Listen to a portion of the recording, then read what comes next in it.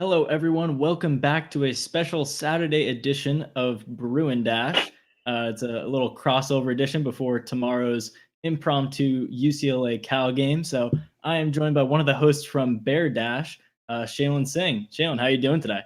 I'm good. I'm good. I did not expect this to be happening. I did not expect to be doing a crossover episode with you tonight. Or actually, it should have been yesterday night, but here we are. It's 2020. This is extremely 2020. Did not expect to be here on a Saturday night. I expected to be at the Rose Bowl right about now, kicking off against Utah. That didn't happen. So Dale and I will touch on that. We'll touch on what lies ahead for this quarterback battle between Chase Garbers and Dorian Thompson Robinson tomorrow morning, and then just overall keys to the game.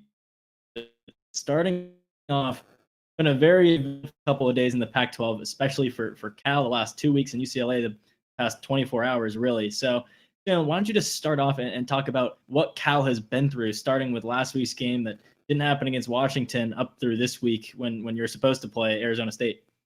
Yeah, so Jasper and I touched on this in last week's Bear Dash episode, but essentially this everything happening with Cal stemmed from one positive coronavirus case. Now, with that positive case, which was a player on the defensive line, the entire rest of the defensive line was forced into quarantine because of contract tracing protocols, which is fully understandable. But from then on, obviously the Washington game was canceled. We touched on that. But from then on, it was a lot of tension and confusion between the school and the city of Berkeley public health officials who are in charge of making the calls on when those players are free to leave quarantine. So it was very unclear to Cal and Coach Wilcox when those players were going to be able to leave quarantine. And there was no answer into whether Cal could play its originally scheduled game against ASU until very late in the week. And then, of course, it's ASU who has all the positive cases, their coaches, and Cal does get cleared to play, but there are a lot of caveats to this. So just to start, essentially the defensive line is cleared to play. They have had no practice with the rest of the team. They've been practicing on their own in a separate conditioning session. They got permission, but basically they're also allowed to travel with the team today. They're there by now. They should be there by now. I haven't heard anything, but essentially what they had to do was take a separate bus to the airport, get on the plane before the rest of the team, and create a barrier between the defensive linemen and the rest of the team and coaching staff. So then they flew down and they're there now. They have to stay in quarantine until sometime early Sunday morning. Will mark the 14-day period of their quarantine. So this the public health officials gave them a bit of a break, let them leave a little early to play, but they're still technically in isolation right now as we speak. Yeah, that's definitely a whirlwind of events. It's funny because, like you said, it was Cal last week with the positive tests, and this week it was Arizona State. And either way, Cal didn't get its regularly scheduled game. It's just mayhem. It's you can blame whoever you want, but really, it's just the fact of the matter in COVID season in 2020. It's bad luck after bad luck, bad draw after bad draw, and ended up being Friday morning. Cal ASU was canceled, and then on UCLA's side, Utah had positive tests the week before, a bunch of positive tests, somewhere in the 20s, I think, that basically took them right down to the mark of scholarship players available. And they had guys who started testing negative, who were in contact tracing, or maybe false positive. I know their starting left tackle was saying that the city of Pasadena wasn't letting him come with Utah, even though he had had multiple negative tests. So it's the same kind of thing where maybe LA County is allowing these things to pass when it comes to UCLA's contact tracing, but when it comes to people from other states, the city of Pasadena has other plans, other guidelines in place, and that kind of screws things up, especially when you're playing out of state. So Cal versus UCLA came together at the last second, and it's interesting because this was going to be the first time since 1932 that the two teams didn't play each other in football. That's just crazy that it wasn't going to happen. You'd think they'd make that the North-South game, but here we are. They're going to play in a crazy week filled with a lot of other like we said, they have to be out on the field. Kickoff tomorrow at 9 a.m. So Shailin, how do you think this week of turmoil really is going to affect how these teams prepared for this game? Yeah, I mean, I don't know if it's ever been the case where football teams have less than 48 hours to prepare for a game and watch all the film they have to. And I frankly have no idea how they're doing it. I don't know. There's been no media session, so we really have no idea how the coaches are prepping the team for this. I would originally say that Cal would have the advantage in this situation because it's our first game and there is no film out there whatsoever of Cal running a Bill Musgrave offense. But then again, there's 48 hours to prep for this game. So how much film can either team really watch? That's kind of the angle I'm taking on it. So like, I mean, Cal has film of UCLA from the first game, but normally you're prepping for games a week in advance. And in 2 days, I don't know how they're going to do it. It's going to be a sloppy game. It was going to be a sloppy game just in general for it being Cal's first of the season. But now with this, I really have no idea what they did in 1 day of practice to get ready for this game. Yeah, totally. And I just want to say, if you're here watching with us live now, feel free to leave your thoughts in the chat. Join in on the conversation. Give us your thoughts on this really crazy situation. But then I just want to talk about how you said Cal might have the advantage because of lack of film on their part. I think it's interesting because they were going to play Arizona State, who had Jaden Daniels as their quarterback, and I think Jaden Daniels and Dorian Thompson-Robinson are moderately similar quarterbacks. And then Herm Edwards coming from the NFL versus Chip Kelly who's trying to run a pro-style offense. I think Cal's defense might have a pretty good base preparing for ASU and then switching to UCLA.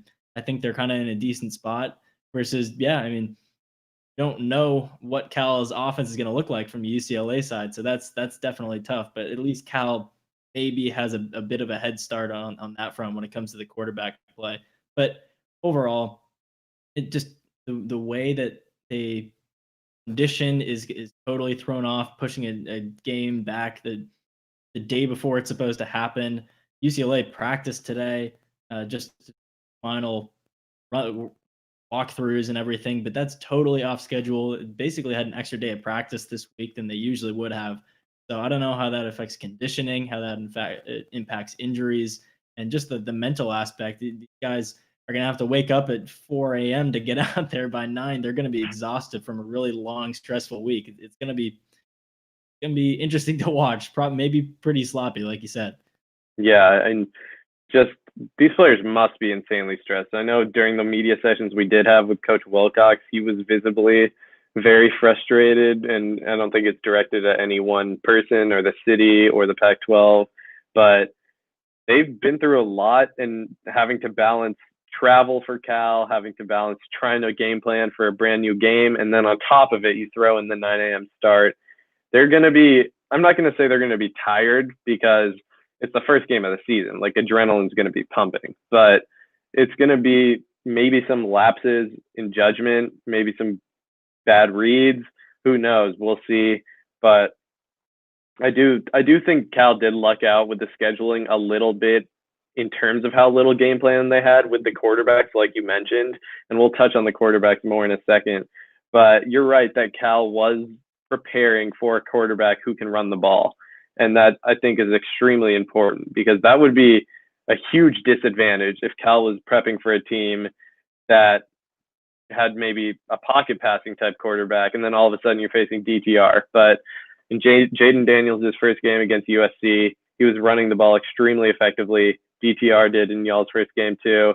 So it's going to be good for Cal that they did prep for a dual threat quarterback. But yeah, and it's interesting. That's definitely a pro for Cal, but it's not like it's the change in games is really affecting how UCLA prepared all that much when it comes to the opposing offense because they were going to play Utah, who also they didn't have any film on this year. They had to look in the past. They were also, they were bringing in a whole new quarterback, unlike Cal with Chase GARBERS. So they were watching South Carolina tape with Jake Bentley, who might not have even been their starter. The UCLA was going to be unprepared either way. So having an opponent switch in 48 hours and dealing with that team's tendencies is going to change the game plan for sure. But it's not like they were in a great spot to begin with when it comes to scouting. Yeah, and it was the same thing for ASU when they were originally supposed to play Cal. They were apparently, according to one of the players, watching a ton of NFL film from Musgrave's NFL days because that's the only thing out there of this scheme. So I don't know what it's going to look like tomorrow morning. I'm really eager to find out, but I don't know. This is really going to be a testament to how well these coaches can adapt on the fly because they don't really know what's coming on either side. So, but let's talk about more about these quarterbacks because if one thing is certain, these are two of the most experienced quarterbacks in the Pac-12, and if anyone is going to take the reins in a game with 48 hours of preparation, we probably want it to be these two guys. So, talking about this battle, who do you have from the start?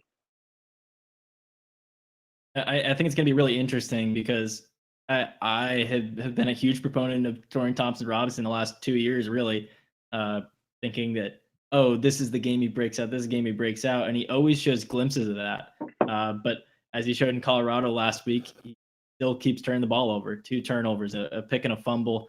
He's turned the ball over in every start he's made at UCLA. So if he doesn't turn the ball over, I trust him. I mean, he had 300 yards passing, 100 rushing last week, and compare that to how Chase GARBERS played against the really lackluster UCLA defense last year, then I don't think the bar is set super high for Thompson-Robinson to win this one-on-one matchup. But if he's turning the ball over 2-3 times a game, I trust GARBERS to hold on to the ball a lot more and play a safer game and maybe take the reins there. So I don't know, from what we saw last year in the UCLA Cal game and what you saw from Thompson-Robinson last week, what are your thoughts on this quarterback battle? So I think if we're talking about statistically, I think DTR is going to have a better game. And I want to pin that on the fact that Chase GARBERS, I don't think they're going to give him a huge load this game. Even if he's playing well, I think adjusting to a brand new scheme with very little preparation, running the ball is always a safer option, right? You're not going to want to be slinging around all these brand new route combinations, increasing the chances for interceptions when you know you can give the ball to Christopher Brown Jr. and he's pretty sure-handed. He's not going to fumble very often. So I would bet on DTR probably having, a bigger game pass-wise. He'll probably have more yards on the ground. And that's the main thing I want to hit on. I'm scared of DTR on the ground, and it's because of the whole defensive line situation. I mean, they are so important to getting pressure on him, containing him in the pocket, but with no practice with the rest of the team for the past 2 weeks, we have no idea how they're going to play. And that's something I'm super scared of. And I don't know, I haven't watched too much film on DTR, but what situations do you say he thrives in? Is he a player that we obviously know he can escape the pocket, but in terms of throwing on the run, is that something you're comfortable with him doing? Yeah, I think that he's a guy who can throw on the run. He definitely has the arm strength to do it. It just all comes down to decision making for him. And last week against Colorado, Colorado's defense was not very good the year before, especially as a pass defense. But they were returning a lot of their defensive line, and that veteran, experienced defensive line really threw him off. So even though he was able to get some good reads and hold the ball for some good runs and pass for over 300 yards, he was only completing 50% of his passes. He was thrown off his back foot. He had to throw away a lot of passes because that defensive line was really disruptive. Even though they only got into the back, like they only took him down once, he was hit 8 times. He was hurried 9 times. So stuff like that is really detrimental to his game. You would think maybe like a smaller, athletic, more elusive quarterback like him would thrive when he's under pressure and he has to improv a little bit. That's really not his thing. He's good in a speed offense. He can run and he can whip those short balls in. But if Cal gets to him early, if they're hitting him, if they're really throwing off and giving him tough reads, I don't know how he's going to do. I mean, last year you're worried about Thompson Robinson being an explosive playmaker. Last year when UCLA and Cal played, Thompson Robinson, he rushed for 13 yards positive, but he also lost 47 because he got sacked so much. So that started to go away. That was 50-50 last year. Like against Oklahoma, he got sacked a lot. Against Fresno State, he got sacked a lot. But then other games, he didn't. So it's really about can his jersey stay clean. If his jersey's clean, I know he can make the short intermediate passes. He can take the top off the defense once or twice a half, and that's when he can make good reads and bust out the long runs that he did against Colorado last week. But if he's flustered, if he's completing 50% of his passes, and he doesn't have that workhorse back that he has the past 1.5 years in Joshua Kelly, I don't know what he can give you because he's gonna be kind of all over the place if he's under pressure as much as has been in the past. Yeah, you mentioned that run. That was really impressive, the touchdown run last game. And I think we'll see a lot of the same from Chase Garbers. He's not as much of a dual threat guy as DTR, but he can definitely take off, and that's how he got injured last season. So, I mean, I don't know if he has any hesitancy about that. He didn't seem like it in the bowl game and once he came back last season. But, I mean, Garbers has proven that he can escape the pocket. And like I was saying earlier about just not having a lot of time to game plan, especially the fact that Garbers has never played any other defense besides Cal's practice defense with this new scheme. So if he's nervous, I think that is a bigger indicator that he might take off himself and just try to get yards where he knows he can. But one thing I'm really interested in some of these matchups. I saw Greg Dulcich, is that how you say it? Yeah. Got a huge target share, was really effective for UCLA in that one game. Is that something you see as more of a fluke, or do you expect him to be heavily involved this season? I think he'll be heavily involved all season. The fact that he's leading the conference in receiving yards is a bit of a fluke. I think that's because Colorado didn't really know how to cover him. I mean, he and Mike Martinez each had a touchdown. They didn't really know how to handle UCLA's tight ends, which is kind of weird because the last 3 years, UCLA's passing offense has run very much through the tight ends. You would have thought they'd prepare for that, but Dulcich was open on a lot of plays. And give credit to him. He's put on a lot of weight, but he can still get into open space. He's a good route runner. But I expect more of the same this week. Maybe not a 100-yard game, but he's definitely taking over the Caleb Wilson, Devin Asiasi role. He'll be running 20 seams tomorrow. He'll be going vertical a lot. They like using two tight ends with Mike Martinez and Dulcich, and it's going to be interesting to see whether or not Cal can stop them, as opposed to how Colorado just pretty much ignored them last week. But then you look at the receivers. The receivers didn't really do that much against Colorado. It was all running backs and tight ends. So, I mean, there's give and take. Maybe it'll be the opposite this week, but for sure, Dulcich and to some extent Martinez will be getting a lot of the targets for UCLA. And that's something I'm super interested in too, is the use of tight ends and running backs, which those are supposed to be two key factors of the Bill Musgrave offense, is utilizing two tight end sets a lot more often than Cal did last season, having Garbers under center a lot more, and having the running backs receive out of the backfield. So those are all three aspects of the passing game that will be brand new. And I'm curious to see if the Bears are going to try to utilize that a lot in the first game, or kind of go back more towards things Garbers is known to be comfortable with. And in terms of our tight end room, it's really up in the air right now. We have three tight ends who Jasper and I thought two of them were competing for the starting battle, and it ended up being the third guy who we didn't even consider to start, who was listed at number one on the card. So I think the tight ends on both teams are going to play major factors in this game. Yeah, I mean, you look at UCLA Colorado last week. It was Brady Russell for Colorado who led them in receiving yards and had their one receiving touchdown. So that's really something that really stuck in UCLA's side last week. They have a whole new linebacker room. Bo Calvert's there as the middle linebacker, maybe playing a little bit out of position based on his body size and his athleticism. But he and the safeties couldn't really cover a tight end last week. And looking at Sam Neuer, Colorado's quarterback too, a guy who was coming out of high school as a dual threat, but he was athletic enough to play defense last year when they still had Steven Montez. But he's not a big play speedster kind of guy.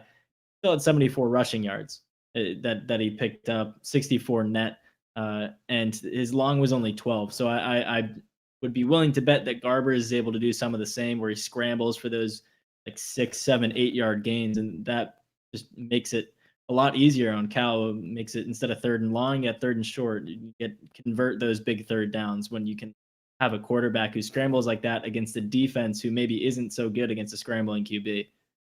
Absolutely. Why don't we move on to our last section now? What are the keys to victory? I'm not sure that the team really knows because they didn't come up with a game plan, but just off the bat, we saw what happened last year. Cal came down to UCLA. It was a pretty sure-handed 28-18 win.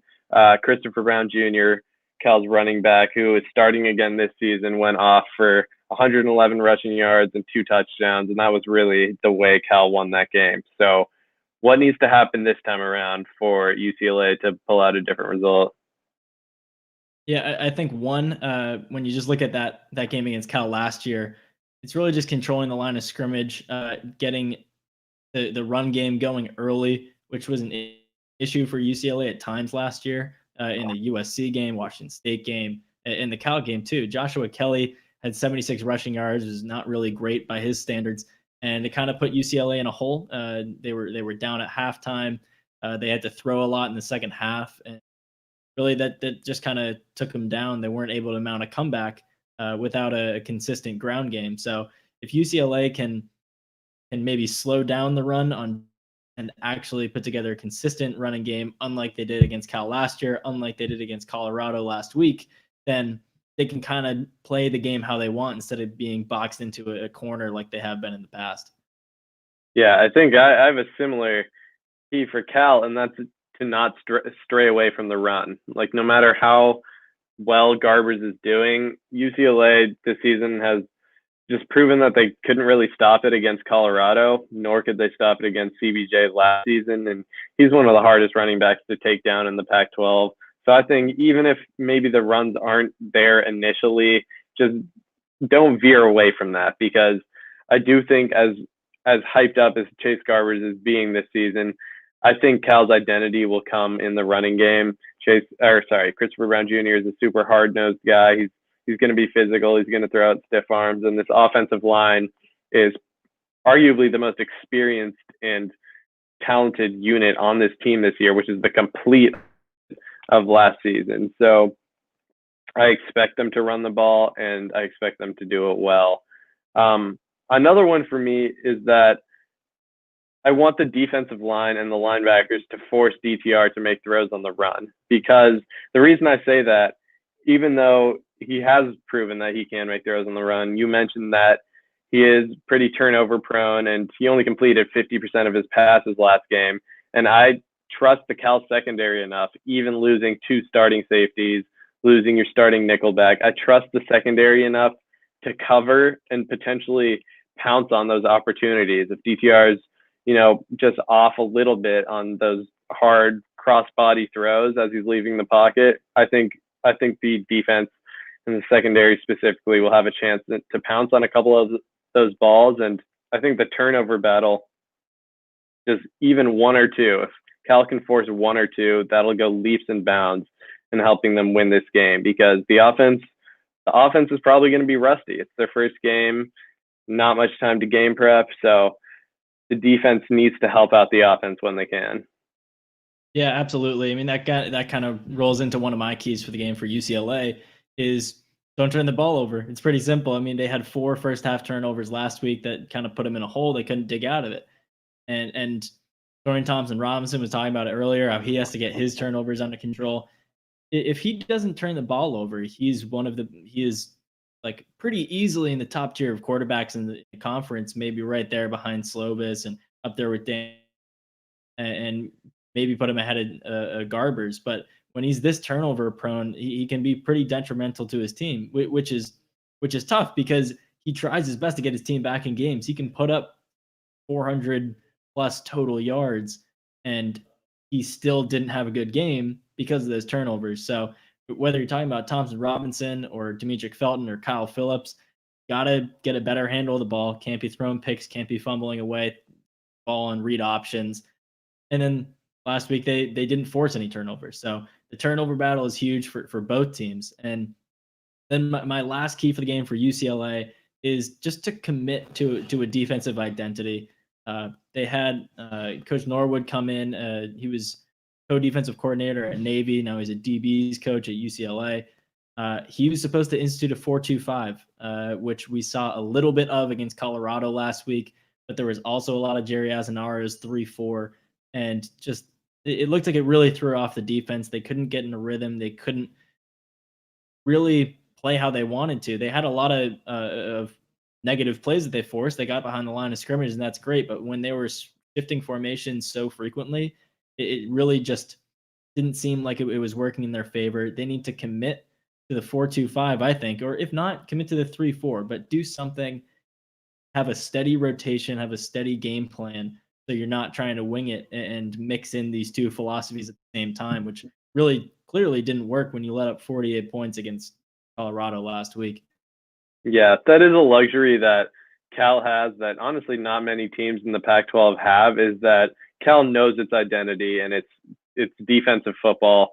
Coach Wilcox and his coaching staff have been extremely consistent on the defensive side of the football. Cal's always near the top in the Pac-12 in most defensive categories, and I don't think that's going to change this season, even though there are 5-6 new starters on that defensive side. Most of them have had prior experience. With the exception of the defensive line, there's going to be some freshmen getting significant snaps in the rotation, which is another reason to be worried that they didn't practice at all over the past 2 weeks. But, I mean, it is what it is. They're going to have to play. My last thing for Cal is just, it's way easier said than done, but it's just don't make stupid mistakes, because we saw way too much of that, I think, in the ASU USC game week 1. It was the first time coming back to football, and there was just so much stuff that happened in that game that's easily preventable. You said it, hold on to the football. For GARBERS, he was a lot better at this last season, but if there's nothing available, throw it away or check it down. He doesn't need, just like DTR, they both can't try to be a superhero and make everything happen themselves. If something's not there, don't be afraid to throw it away. Like, and defensively, I'm not expecting a dominant game by the defense by any means. I mean, UCLA can put up yards, and they've shown that. But it's a bend but don't break mentality, especially this early in the season. They might be more willing to give up those little plays, but you can't let anything get over the top of you. You can't give up those huge chunk plays. And I think if Cal can do that, they can come out with the win. Yeah, it's interesting because UCLA was very reliant on its chunk plays against Colorado last week, which really hasn't been the case for the Chip Kelly era. But who knows? Maybe that'll continue. Maybe Cal will stop in its tracks. But we'll find out tomorrow morning at 9 a.m. when UCLA and Cal kick off. It's a nice noon game for the East Coast, but out here it's going to be really bright and early. I'll say that. So Shailin, before we wrap things up, give me your score prediction, just a quick recap of how you think things are going to go. I'm going to go 28-17 Cal, and I think it will all be behind the run game of Christopher Brown Jr. I think he's going to have another monster game like he did against UCLA last season, like he did in week 1 of last season. I think this game's all about him. I think he's going to do really well. Yeah, I'll go Cal 30, UCLA 24. I think it'll be a close game, good game. But like I said, Christopher Brown tore up UCLA last year, and their run defense clearly has not gotten much better. He's definitely the key to this game, and for both sides, for both teams. So that is it for this special crossover edition of Bruin Dash. Shailin Singh coming over from Bear Dash. Shailin, thanks for coming on. Thank you. So yeah, that's just about it. Just a reminder that Dash Sports TV. We're partnered with Sports Pack 12. You can follow them at Sports Pack 12 on Twitter, or you can go to their website, sportspack12.com. They publish Dash Sports TV's written content. You can get columns from me and Shailin and all the other Dash Sports sites coming up in the next few weeks with the season underway. So keep an eye out for those. Still rolling those out. But until next time, thank you so much for joining us, whether it's live or rewatch. But we'll see you next time. Thanks for dropping by.